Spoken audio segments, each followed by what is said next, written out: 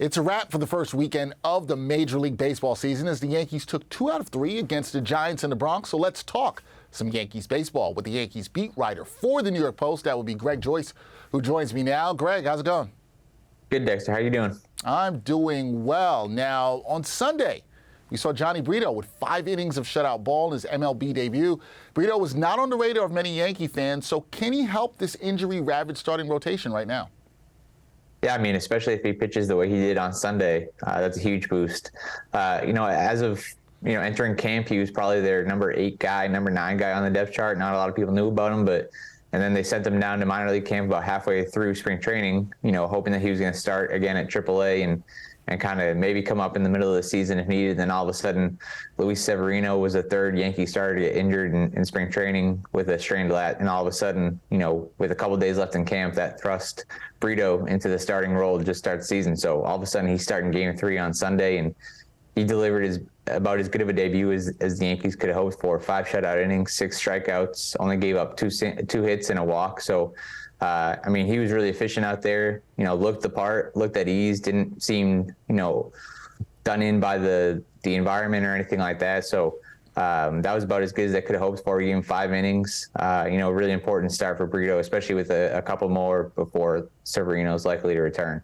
Yeah, definitely important start and a good impact for a young player. And speaking of young players making an impact, Anthony Volpe started each of the first 3 games for the Yanks at shortstop. 2 hits and 9 at-bats. How do you assess the start of his career here with the Yankees? Yeah, I think it's been a pretty encouraging opening weekend for Volpe. He's also had two walks. He's worked a lot of good counts, and especially when he's been on the bases, 3 steals through 3 games. So he's going to be a real factor on the bases, I think. He's not the fastest guy, but he's got some good baseball instincts and taking advantage of the bigger bases and the limited pickoffs. He had that in the minor leagues last year and stole a bunch of bases. So I think he's going to be a real threat. They have him right now batting 9th in the lineup, where they like him because he can get on base ahead of the DJ LeMahieu leading off and Aaron Judge number 2. So he can get on base for those guys. Be able to drive, and then they can drive him in, and they're not pushing back on him, running while those guys are up. They want him running. So he's done well on the bases so far, and almost every ball that's been hit to him so far, he's fielded cleanly. So, 2 for 9, like you said, but pretty much everything else about his opening weekend has been really, really strong.